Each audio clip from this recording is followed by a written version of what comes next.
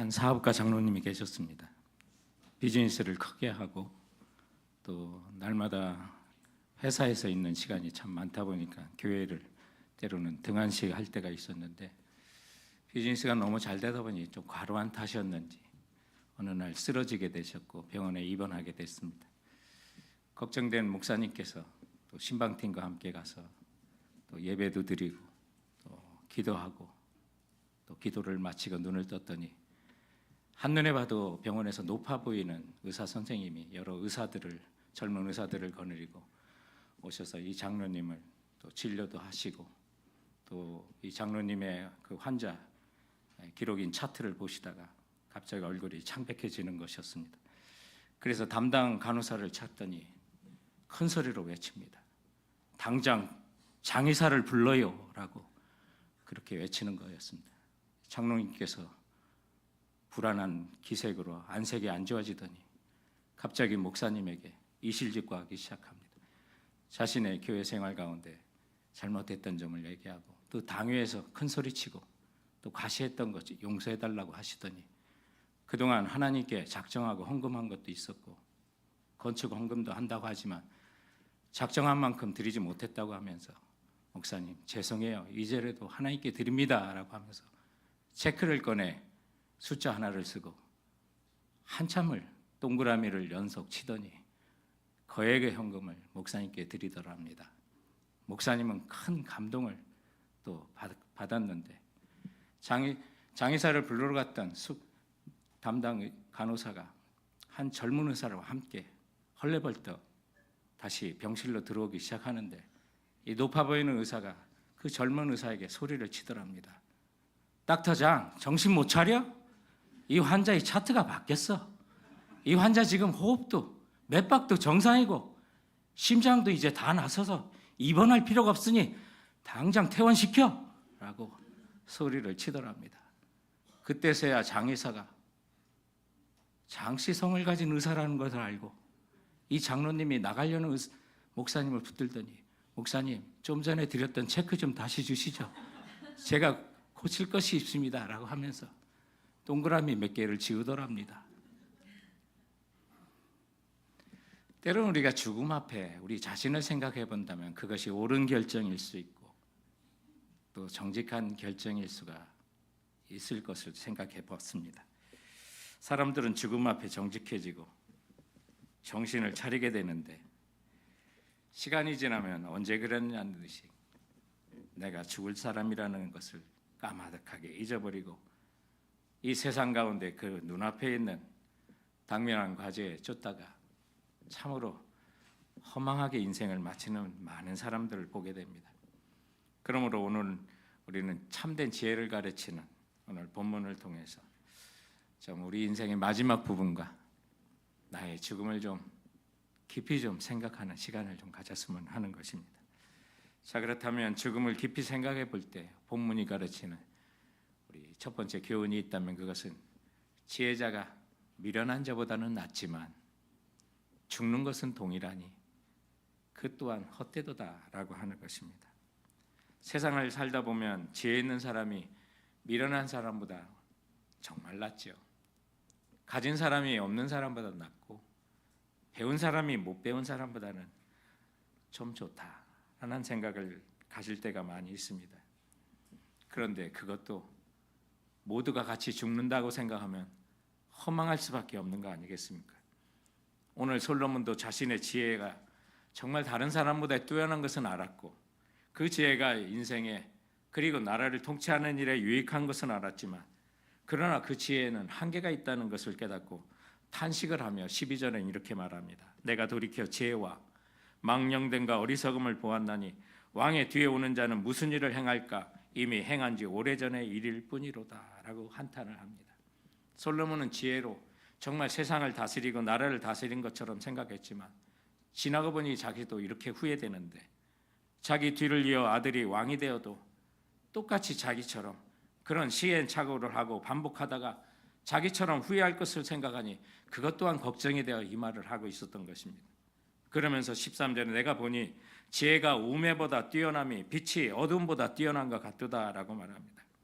솔로몬은 상대적으로 지혜 있는 자가 우매한 자보다 그래도 낫지 않느냐. 지혜가 뛰어남이 빛이 어둠보다 뛰어난 것 같다고 말하는 것입니다. 어둠은 혼돈과 무질서를 야기하는 것처럼 미련한 결정들을 계속하다 보니까, 그리고 빛 가운데 좀 지혜로운 결정을 하는 것이 훨씬 더 낫기 때문에 지혜자가 미련한 자보다 그래도 좋다는 말을 합니다. 그러나 오늘 그 말씀은 지혜의 우등함을 미련함보다는 낫다는 것을 인정하는 듯 했지만, 그 지혜조차도 한계가 있는 것을 깨닫고 한탄하는 것이 14절에 이어지는 말씀입니다. 지혜자는 그의 눈이 그의 머릿속에 있고 우매자는 어둠 속에 다니지만 그들 모두가 당하는 일이 모두 같으리라는 것을 나도 깨달아 알았도다 라고 말합니다.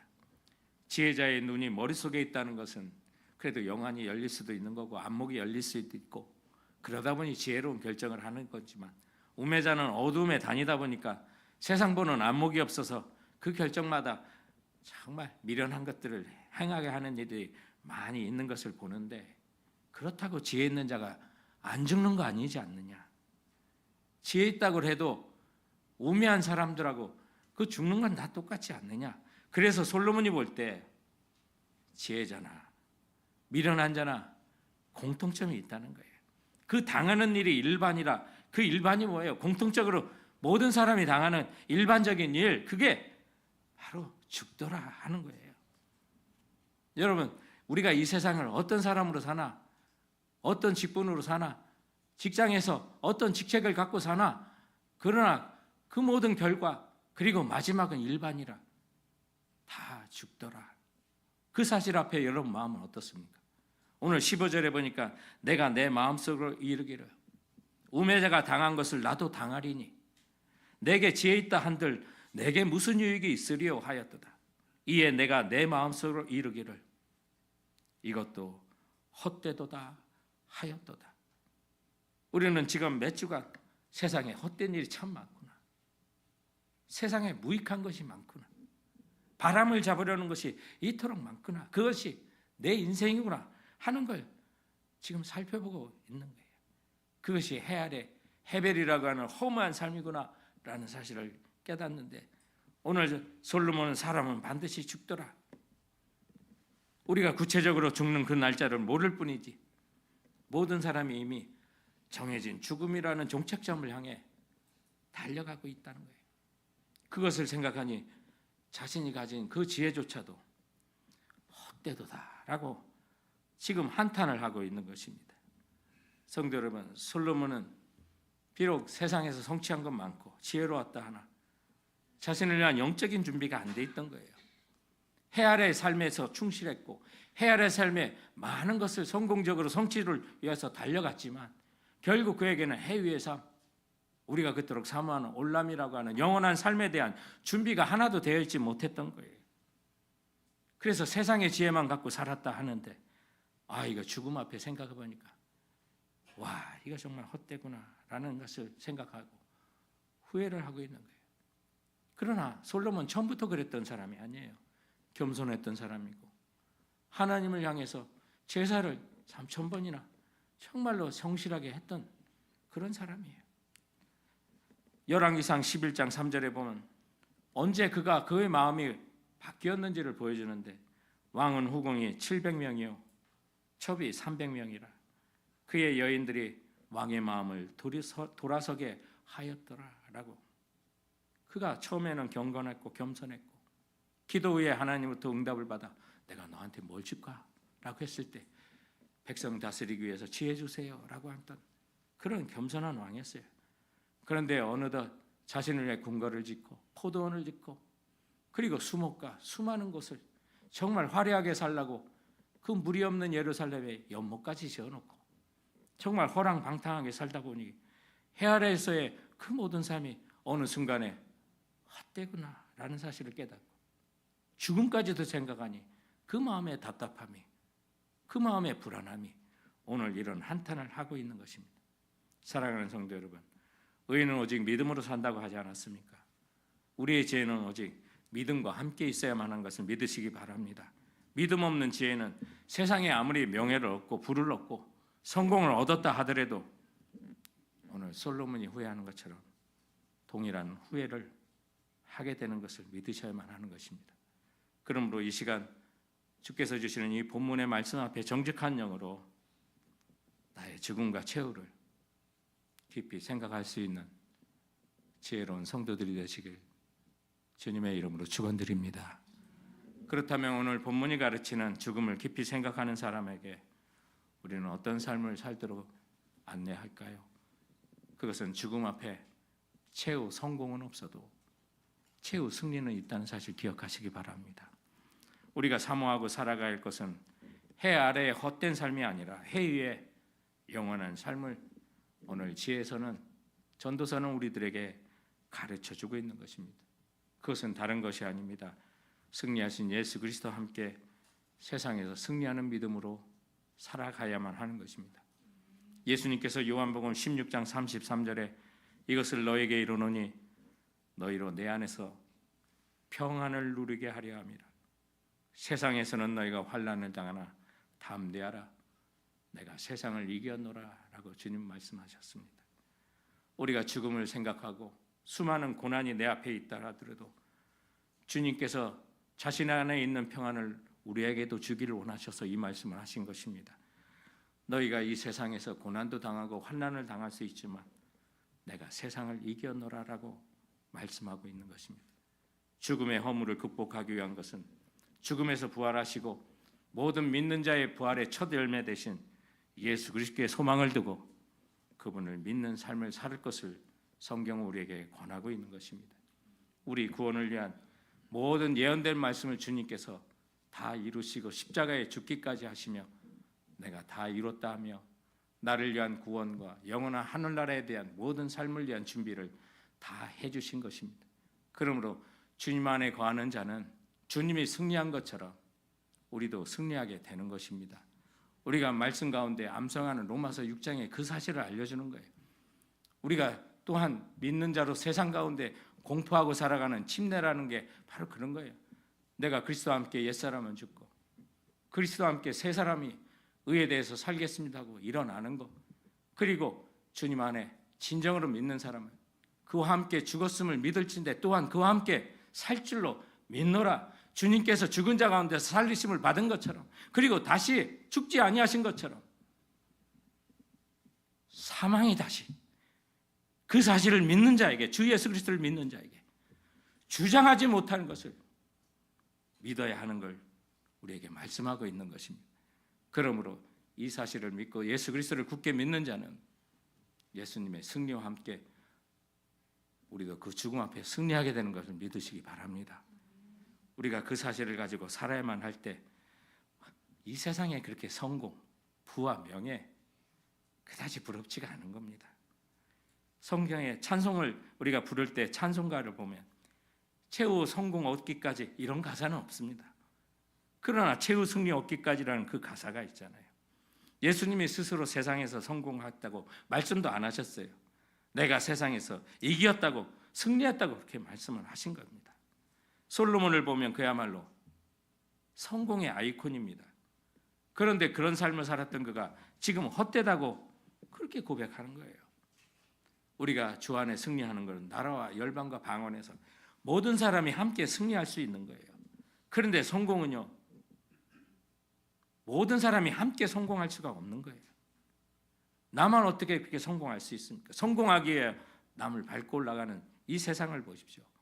백만장자 클럽에 들어갔다고 해도 의시되며 그들과 함께 신분 생활을 하더라도 또 다른 억만장자들만 가는 곳을 못 가서 괴로운 법입니다. 욕심에는 끝이 없어요. 그런데 성공했다고 내가 신분을 자랑하려고 생각하니 모든 사람이 동일한 끝인 죽음을 생각해 보면 그야말로 죽을 지경했던 거예요. 그래서 솔로몬은 오늘 17절에 이렇게 고백하고 있는 겁니다. 이러므로 내가 사는 것을 미워하였노니 이는 해 아래서 하는 일이 내게 괴로움이요 다 헛되어 바람을 잡으려는 것이기 때문이로다. 아니, 그토록 성공적으로 살아놓고 그토록 지혜를 가지고 살았다고 하면서 그토록 수많은 아내와 후궁들을 거느리면서 그토록 술을 먹어봤으면서 그토록 성공한 삶을 살았다고 하면서 이제 와서 사는 것이 밉다고 하니 이게 무슨 말입니까? 이런 후회가 우리도 할 수 있다는 사실을 기억해야만 해요. 그래서 죽음은 공평하게 누구에게나 찾아오는 거예요. 피할 수가 없는 거예요. 그런데 결코 잊어서는 안 되는 걸 우리가 잊고 사는 거예요. 사랑하는 성도 여러분, 우리는 영원히 해 위에 영원한 삶을 준비하면서 살아야만 하는 거예요. 예수 그리스도를 믿고 영원한 하늘나라의 소망을 가진 사람은 예수 그리스도의 거룩한 신부입니다. 세상 끝날에 주님께서 모든 믿는 자들을 부르러 다시 오실 것입니다. 그때 신랑 되신 예수님을 만날 준비를 이 땅 가운데 지금 우리가 하면서 살아가야만 하는 것이죠. 전도서의 솔로몬은 자기가 지혜롭다 생각하며 살았지만 자기에게 닥쳐올 그 죽음을 생각하니 그동안 그가 쌓았던 성공과 성취와 쾌락도 정말 괴로움을 줬고 무익한 거였고 헛된 거였고 바람을 잡으려는 것이었다고 고백하고 있는 것입니다. 그러므로 사랑하는 성도 여러분, 최후에는 성공은 절대로 중요한 것이 아닙니다. 최후에는 승리만이 필요한 것입니다. 여러분은 어디까지나 오르며 어디까지 얻어야만 성공이라고 생각합니까? 그것은 끝이 없는 겁니다. 비록 설령 성공했다 하더라도 죽음 앞에 그 모든 것은 쓰레기일 뿐입니다. 세상에서 가장 성공한 사람들의 모임이 1923년 시카고 에드워드 비치 호텔에서 있었던 적이 있습니다. 그 당시 세계를 호령하는 거부 7명이 그 모임에 참석했던 사람입니다. 그런데 그 모임 이후에 25년이 지난 후에 그들의 생애를 정리한 기록이 있습니다. 그 호텔에 모였던 첫 번째 유명한 사람은 강철회사 사장이었던 찰스 수왑이었습니다. 그런데 그 모임 이후 25년이 지나 그는 거지로 죽음을 이미 맛본 사람입니다. 당시 가장 큰 농사를 졌던 밀농사꾼이었던 알서 카튼이라는 분은 사업이 파산되고 그는 고독 가운데 이미 세상을 떠났습니다. 당시 모였던 뉴욕 은행 총재였던 리자드 위트니는 감옥에서 여생을 보내고 있는 중이었습니다. 미국의 재무장관이었던 엘버트 홀은 감옥에서 보석으로 풀려나 집에서 겨우 연명하고 있었던 때였습니다. 월스트리트의 회장이었던 제이시 리버모어는 이미 이때 사살로 생을 마친 후였습니다. 뿐만 아니라 국제은행 총재였던 리온 프레이저도 이미 그도 자살로 세상을 떠난 뒤였습니다. 그리고 부동산의 가장 큰 거부였던 이반 쿠르걸이라는 사람도 자살 미수로 병원에 입원하고 있던 때였습니다. 그 중에 우리에게 잘 알려진 찰스 수왑을 좀 더 소개한다면 그는 1897년에 35살의 나이로 카네기 철강소를 갖는 회장이 되었고요. 베세모라고 하는 철강을 공정하는 그 기법을 도입해서 철강 산업에 획기적인 수익을 얻는 증가시킨 아주 입지전지적인 인물이었습니다. 그는 그 당시 금융 황제였던 JP 모건과 연합해서 1901년에 당시 카네기 철강소를 인수하고 지금의 US 스틸의 초대 회장이 됐던 분입니다. US 스틸이 1901년 뉴욕의 주식에 상장할 때 그 자본금이 14억 달러였는데 이는 세계 최초로 자본금이 10억 달러가 넘는 최초의 회사였습니다. 그는 철강에 관한 천부적인 자질과 능력으로 시대를 뛰어넘는 제품을 생산해냈는데 그의 작품이 바로 지금도 사용하는 H빔이라고 하는 철강을 생산함으로 빌딩 건설 방식의 신제품을 적용해서 폭발적인 수요를 만들어냈던 사람입니다. 그가 회사를 운영하고 직원을 다스리는 기술이 워낙 성공적으로 탁월해서 성공학의 대표적인 그런 사람이었던 데일 카네기라는 사람이 인간관계론에 대해서 이 사람만큼 성공한 사람이 없다고 생각하여 그가 책을 썼는데 How to Win Friends and Influence People이라고 하는 1936년 책을 통해서 가장 성공한 사람의 예로 이 사람을 들면서 책을 쓰기도 했습니다. 그런데 그가 재산을 흥청망청 사용하기 시작하고 탁월한 바람길을 주체 못해 혼의 자식을 낳고 그리고 도박까지 하면서 이로 인해 부인과의 갈등은 심했고 세상에 빚은 쓰는 자였으나 가정은 경영하지 못하다가 결국 대공황에 그의 낭비는 끝이 났고 가진 것을 모두 잃고 나고 그가 세상을 떠날 때는 그의 수중에 30만 달러라는 빚을 남겨두고 거지의 삶으로 세상을 떠나게 된 것입니다. 성도 여러분, 우리 정말 죽음을 생각하고 살아야만 하는 것입니다. 성공을 쫓다가는 솔로몬처럼 찰스 수압처럼 후회할 수밖에 없는 인생이라고 하는 것입니다. 그러므로 우리는 그 사실을 기억할 때 성공이 아니라 최후 승리자가 되려고 이 땅을 살아야만 하는 것입니다. 그런데 우리에게 문제가 있는데 우리는 나의 죽음을 자주자주 잊어버리고 현실에 치여 산다는 것이죠. 옛날도 그랬다는 것입니다. 그래서 오늘 16절 말씀에 이렇게 말합니다. 지혜자도 우매자도 함께 영원하도록 기억함을 얻지 못하나니 후일에는 모두 다 잊어버린 지 오래일 것입니다. 오라 지혜자의 죽음이 우매자의 죽음과 일반이로다. 똑똑한 사람이든 미련한 사람이든 후일에는 내가 죽는다는 사실 다 잊어버리고 영원히 살 사람처럼 착각하고 살게 된다는 거예요. 그러나 지혜자든 우매자든 그 죽음이 똑같이 찾아오게 되는데 그러니 이것이 참으로 헛되다는 것입니다. 사랑하는 성도 여러분, 세상에 잊어버릴 것은 있지만 내가 죽는다는 사실을 결코 잊어서는 안 되는 것입니다. 히브리서 9장 27절에 말씀하시기를 한 번 죽는 것은 사람에게 정한 것이요 그 후에는 심판이 있다고 말씀하고 있는 것입니다. 죽음도 아찔한데 그 후에 심판까지 있다니 정말 두려운 것입니다.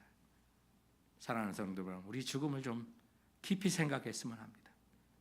노댕의 조각품 중에 너무나도 유명한 생각하는 사람 띵커라고 하는 작품이 있지 않습니까?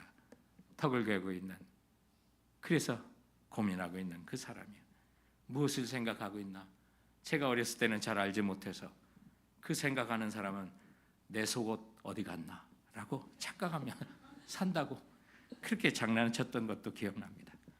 그런데 알고 보고 공부를 해보니 로댕의 생각하는 사람의 그 모티브는 바로 단테의 신곡에 나오는 지옥편의 그 입구에서 고민하는 사람의 모습이었던 것입니다. 이 뒤로는 모든 소망을 버려라 라고 하는 그 아찔한 문구 앞에서, 그 지옥 앞에서 고민하고 근심하는 그 사람이 바로 띵커, 생각하는 그 조각품이었던 것을 알게 되었습니다.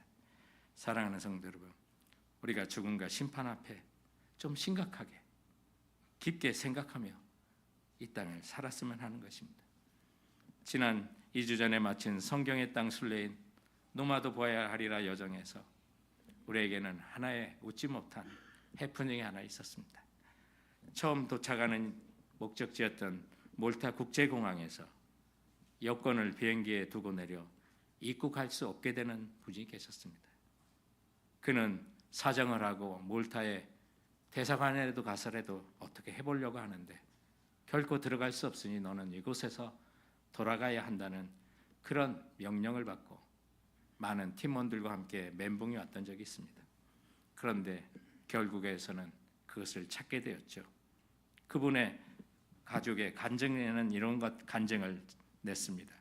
몰타 공항에 도착해 남편의 여권이 없어진 기가 막힌 상황에 당황하고 있을 때 함께한 자매들과 공항 직원들의 신속한 도움으로 비행기 안에 두고 내린 여권을 찾게 되었고 그 순간 천국 문 앞에서 들어가지 못할 때 이런 마음이겠구나 하는 영적인 도전이 남편에게 있었음을 간증으로 말할 때 하나님께서 그 순간도 우리와 함께 계셨음을 감사하게 되었고 그리고 이 상황에서 은혜를 또한 크게 받았던, 곁에서 도와줬던 자매님도 간증문에 이런 글을 썼습니다.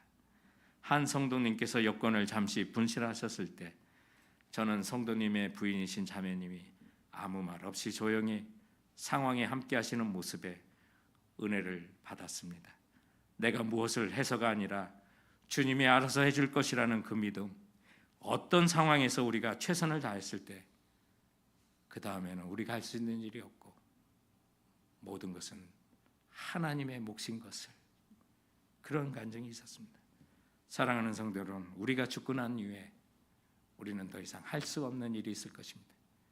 그리고 우리의 주인 되신, 생명의 주인 되신 주님만이 우리를 위하여 처분을 기다려야 할 때가 우리 모두에게 올 것입니다.